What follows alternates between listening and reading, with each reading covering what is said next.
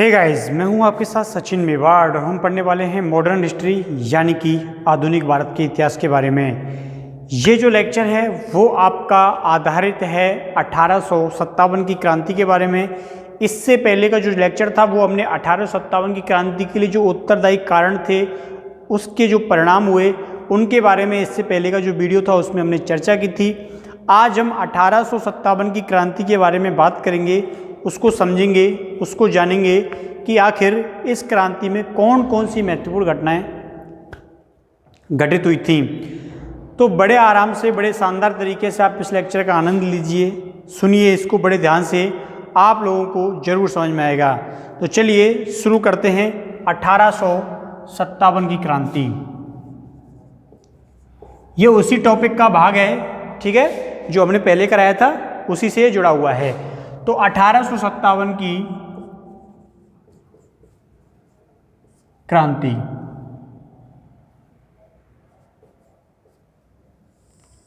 1857 की क्रांति को पढ़ने से पहले आपको उसके कारण, उसकी स्थिति, उसके होने वाले परिणाम, इन सारी चीज़ों के बारे में आज हम इस वीडियो में बताएंगे। देखिए, 1857 की क्रांति के लिए जो प्रमुख कारण माने गए उसके बारे में बता दिया, लेकिन आज हम शुरुआत करते हैं 1857 की क्रांति के आखिर किस प्रकार से 1857 की जो क्रांति है इसका उदय हुआ था। ठीक है, मैंने आपको बताया था कि इसके जो कारणों में शामिल किए गए थे, सैनिक कारण थे, कुछ सामाजिक कारण थे, कुछ आर्थिक कारण थे, कुछ राजनीतिक कारण थे। ठीक है, तो इतने सारे कारणों के बाद में इस क्रांति का क्या होता है, उदय होता है। ठीक है, तो 11 मई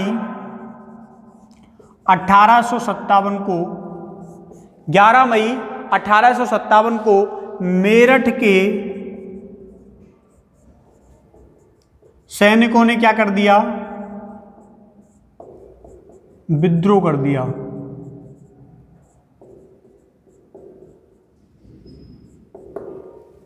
ठीक है, 1857 की क्रांति, तो 11 मई 1857 को मेरठ के सैनिकों ने विद्रोह कर दिया। ठीक है, तो ये आपको डेट याद रखनी है। पूछा जा सकता है कि सबसे पहले मेरठ के जो विद्रोही थे उन्होंने विद्रोह कब किया। इन्होंने क्या किया, अनेकों जो अंग्रेज अधिकारी थे उनकी हत्या कर दी और हत्या करने के पश्चात दिल्ली की ओर कूच कर दिया और वहां पे जाके दिल्ली के शासक बहादुर शाह जफर को घेर लिया और नेतृत्व करने के लिए दबाव बनाने लगते हैं। ठीक है, तो इन्होंने क्या किया, 11 मई 1857 को विद्रोह कर दिया। अंग्रेज अधिकारियों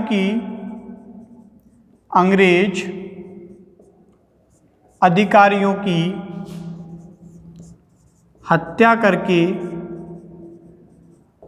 दिल्ली पहुंच गए।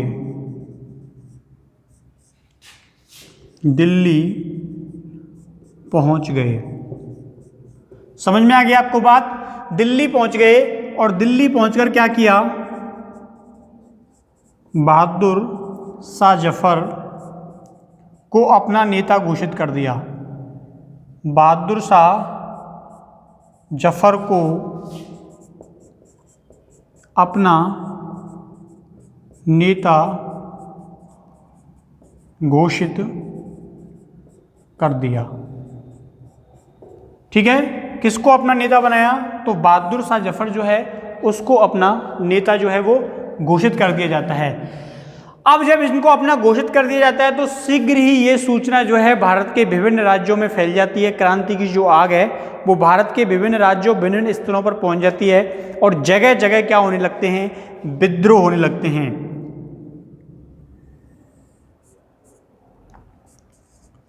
1857 की क्रांति की आग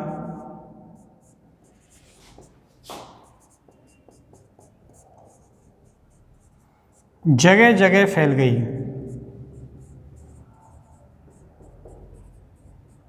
ठीक है, 1857 की जो क्रांति है उसकी जो आग होती है वो क्या पहुंच जाती है, जगह जगह पहुंच जाती है और जगह जगह विद्रोह होने लगते हैं। वहीं इसकी स्थिति का ये फर्क पड़ता है कि विभिन्न जगहों पर क्रांतिकारियों ने अपने स्वतंत्रता की घोषणा कर दी। तो नाना साहेब ने कानपुर पर अधिकार कर लिया, कानपुर पर अधिकार कर लिया और किस पे अधिकार कर लिया? कानपुर पे अधिकार कर लिया और स्वतंत्रता की घोषणा कर दी।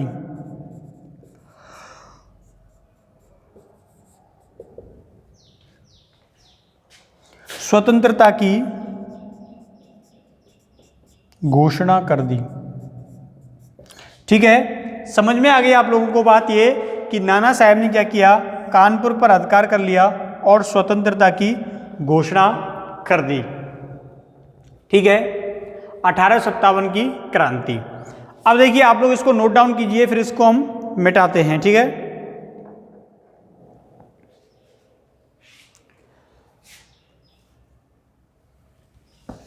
अब झांसी में जो है वो नेतृत्व किसने संभाल लिया?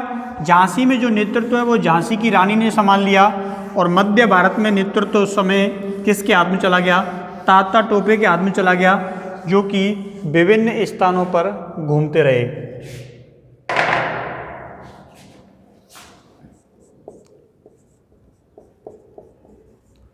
झांसी की रानी ने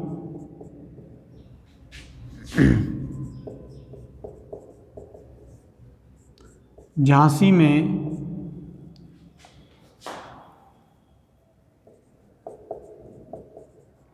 नेतृत्व किया। क्या किया?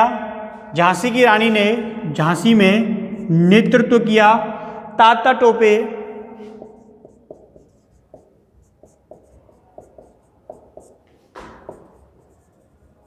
मध्य भारत में विद्रोह का नेतृत्व कर रहे थे।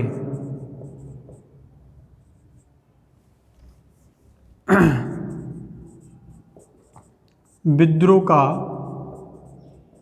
नेतृत्व कर रहे थे। ठीक है, समझ में आ गया आप लोगों को बात? तो 1857 की क्रांति का नेतृत्व विभिन्न स्थानों पर करने के लिए विभिन्न लोग आ गए। इसमें बिहार के जगदीशपुर में जमींदार कौन थे? कुंवर सिंह थे, ये नेतृत्व कर रहे थे। तो जगदीशपुर बिहार में कौन नेतृत्व कर रहे थे? कुंवर सिंह। कुंवर सिंह ने नेतृत्व किया। ठीक है, किसके द्वारा नेतृत्व किया जाता है? तो कुंवर सिंह के द्वारा बिहार के जगदीशपुर में 1857 की क्रांति का नेतृत्व किया जाता है। इसके अलावा ये कानपुर, आगरा, बरेली, मथुरा आदि क्षेत्रों में फैल जाता है। ठीक है, अब देखिए राजस्थान में कब शुरू हुआ? 18 मई। कब शुरू होता है राजस्थान में? हम राजस्थान की बात करें तो राजस्थान में 18 मई 1857 को कहाँ पे? नसीराबाद। ठीक है, राजस्थान में 28। तो 28 मई 1857 को नसीराबाद में विद्रोह हो गया। क्या हो गया? विद्रोह हो गया। और इस विद्रोह के कुछ दिनों के बाद, यानी कि 3 जून की मैं बात कर रहा हूं। 3 जून को क्या होता है? 3 जून को नीमच में 3 जून को नीमच सैनिक छावनी में विद्रोह हो गया। सैनिक छावनी में विद्रोह। ठीक है,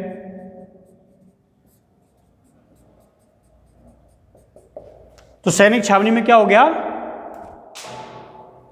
विद्रोह हो गया। ठीक है, अब आगे देखिए, जब ये विद्रोह हो जाता है तो अंग्रेज इस विद्रोह को नियंत्रण करने का क्या करते हैं? प्रयास करते हैं। अब जब ये विद्रोह फैल गया सब क्षेत्रों में, तो हुआ क्या, अंग्रेज चिंतित हो गए कि ये विद्रोह फैल गया, इसको रोका कैसे जाए, क्योंकि बहुत तेज गति से विभिन्न भागों में फैल रहा था। फैल ही नहीं रहा था, वरन अंग्रेज जो अधिकारी थे उनकी भी हत्याएं लगातार की जा रही थी। तो इससे एक भय का माहौल, एक डर का माहौल जो है वो अंग्रेजों के बीच में बन जाता है, जो कि अंग्रेजों के बीच में निराशा ला रहा था। और वहीं ये जो 1857 की क्रांति है ये उग्र होती जा रही थी, और विभिन्न जो क्षेत्र थे वो भी इसमें क्या होते जा रहे थे, सम्मिलित होते जा रहे थे। इसलिए अंग्रेजों के लिए क्या बन जाता है, ये एक चुनौती बन जाता है। ठीक है, अब होता क्या है, इधर राजस्थान में आउबा के जो ठाकुर थे कुशाल सिंह, उन्होंने क्या किया, विद्रोहियों का नेतृत्व किया। ठीक है, राजस्थान में आउबा के ठाकुर कुशाल सिंह, आउबा के ठाकुर कुशाल सिंह ने विद्रोहियों का नेतृत्व किया,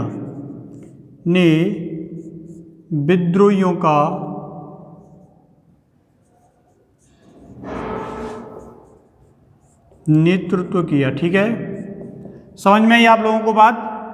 तो राजस्थान में आउबा के ठाकुर कुशाल सिंह ने विद्रोहियों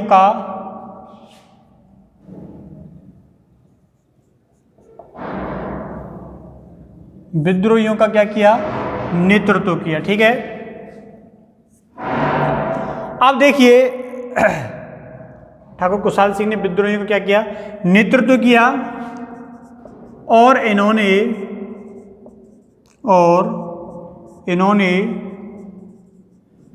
जोधपुर की सेना को परास्त कर दिया।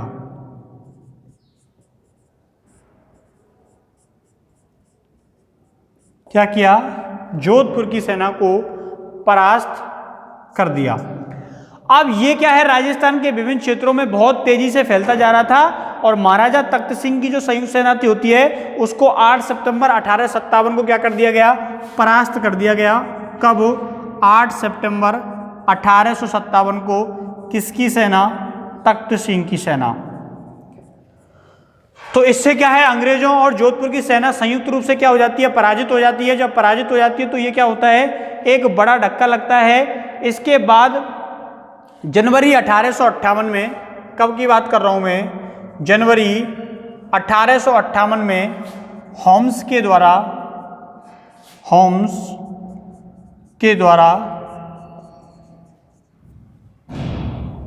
क्या किया जाता है, विद्रोह का दमन किया जाता है। विद्रोह का दमन किया जाता है। तो राजस्थान में आउबा के ठाकुर कुशाल सिंह ने विद्रोह का नेतृत्व किया था।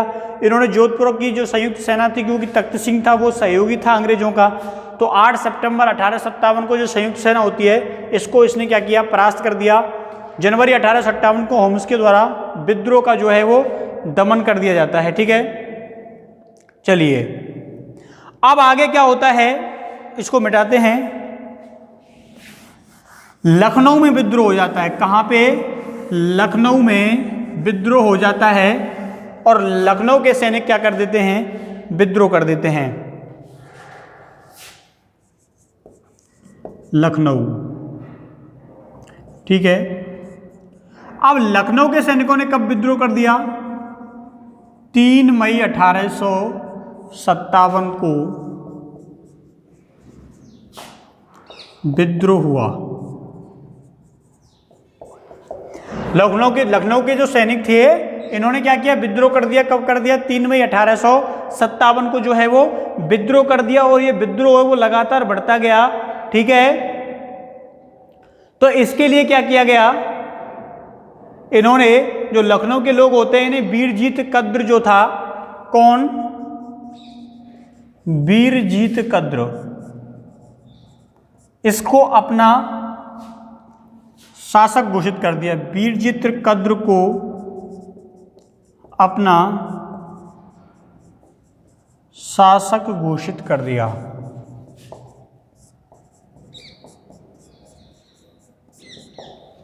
ठीक है, किसको? बीरजीत कद्र को।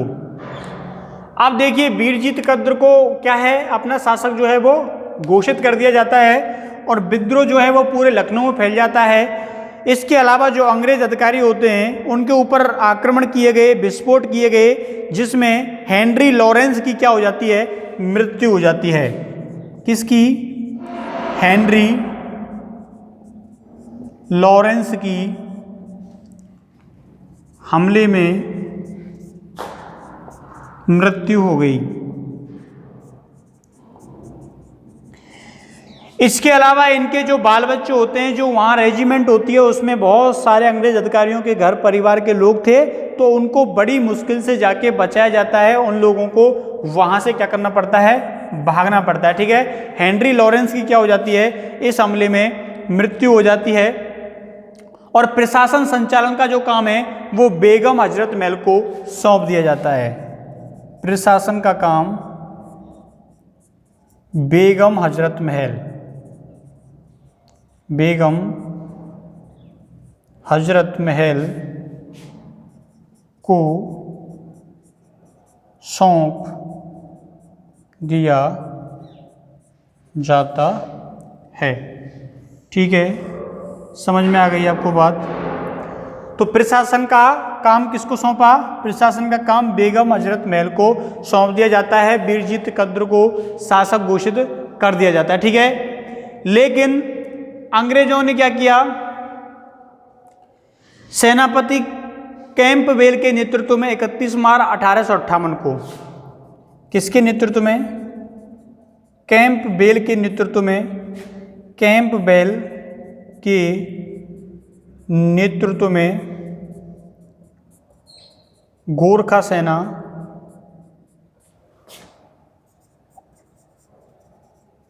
इकतीस मार्च 1858 को पुनः अधिकार कर लेती है।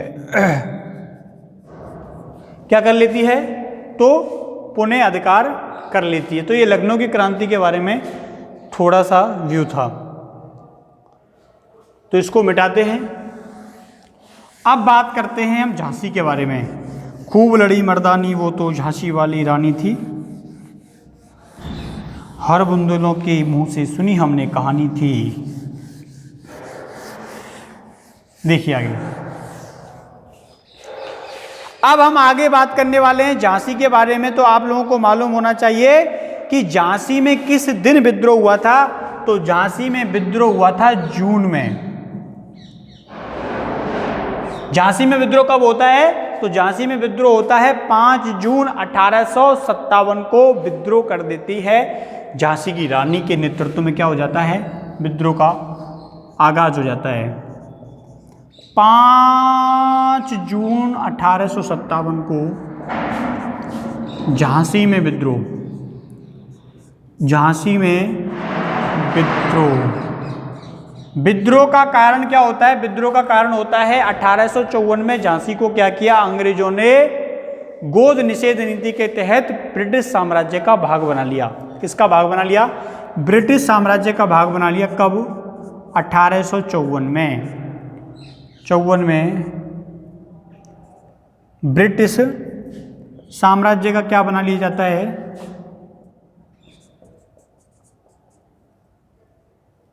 ब्रिटिश साम्राज्य का भाग बना लिया जाता है।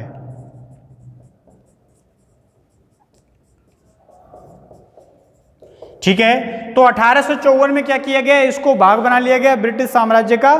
तो इससे जो झांसी की रानी होती है वो क्या थी? काफी खफा होती हैं। इसलिए झांसी की रानी ने विद्रोहियों को समर्थन शुरू में नहीं दिया था और इन्होंने कहा था कि मैं तुम्हारा नेतृत्व जो है वो नहीं करूंगी।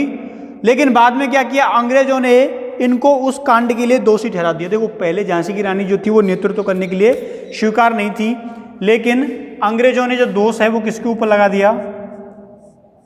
जो विद्रोह हुआ था उसका, झांसी में जो विद्रोह हुआ वो झांसी की रानी के ऊपर आरोप लगा दिया। झांसी की रानी के ऊपर विद्रोह का आरोप। ठीक है, तो झांसी की रानी के ऊपर किस बात का आरोप लगाया जाता है? विद्रोह का आरोप लगा दिया जाता है। किसके द्वारा? सागर डिवीजन, ठीक है, इनके द्वारा आक्रमण जो आरोप है वो लगाया जाता है। आगे देखिए, अब आगे क्या होता है, बाद में झांसी की रानी क्या करती हैं, इस विद्रोह में स्वयं शामिल हो जाती हैं और शानदार क्या होता है, युद्ध होता है, जो कि आप लोगों ने टीवीओं के माध्यम से देखा और सुना होगा। ठीक है, तो झांसी की रानी, जो झांसी का विद्रोह है वो झांसी की रानी के नेतृत्व में बाद में क्या हो जाता है, शुरू हो जाता है। और मई 1858 में, कब? झांसी की रानी 4 अप्रैल 1858 को किस दुर्ग में होती हैं? तो ये शुरू में किस दुर्ग में थी?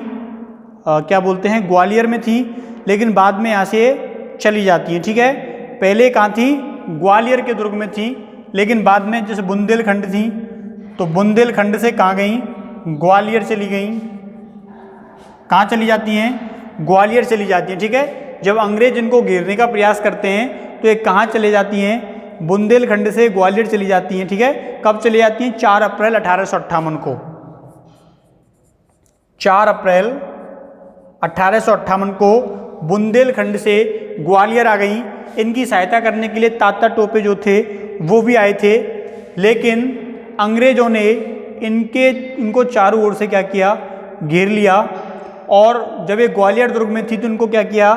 घेर लिया जाता है।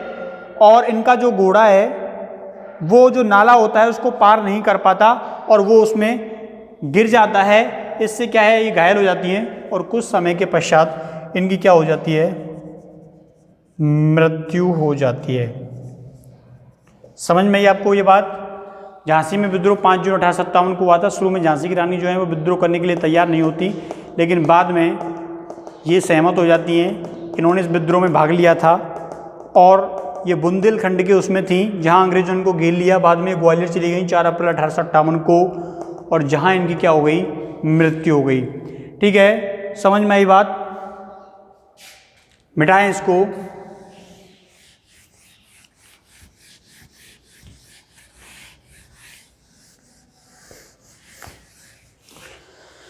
देखिए आगे बात करते हैं कानपुर के विद्रोह की। तो कानपुर के विद्रोह की बात करते हैं। बाजीराव द्वितीय, कानपुर का विद्रोह। ठीक है, तो कानपुर के विद्रोह के पीछे भी एक अलग बात होती है। कानपुर के विद्रोह के पीछे जो बात थी वो पेंशन को लेकर थी, कि इनकी जो पेंशन होती है बाजीराव सेकंड की, वो क्या कर दी जाती है अंग्रेजों के द्वारा। 8 लाख रुपए शुरू में इनको कहा था। ठीक है, लेकिन बाजीराव के कोई पुत्र नहीं होता, तो उसने क्या किया था, जो नाना होते हैं, नाना साहब थे, इनको गोद ले लिया गया और नाना साहब को पेंशन देने से मना कर दिया। ठीक है, विद्रोह हुआ। विद्रोह का कारण था नाना साहेब को पेंशन ना देना। कब की बात बता रहा हूं मैं? विद्रोह से पहले की। तो पेंशन देने से नाना साहब को मना कर दिया, क्योंकि ये उनके पुत्र नहीं थे। पुत्र नहीं थे तो उनकी पेंशन बंद कर दी। पेंशन बंद कर दी तो ये खफा हो गए, और खफा हो गए उसी समय क्या होता है, 1857 की कुछ समय के बाद क्रांति हो जाती है। 1857 की क्रांति हो जाती है तो उसका ये क्या करते हैं, नेतृत्व करते हैं। इन्होंने 6 जून 1857 को जो विद्रोही थे उनका नेतृत्व किया। उनका क्या किया? नेतृत्व किया। ठीक है, आपको याद रखना है 6 जून 1857 को इनके द्वारा विद्रोहियों का नेतृत्व किया जाता है।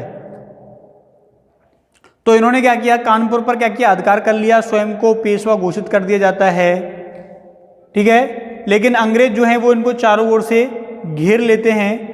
अंग्रेज जो हैं वो इनको चारों ओर से घेर लेते हैं, इसलिए इनको यहाँ से जाना पड़ा था।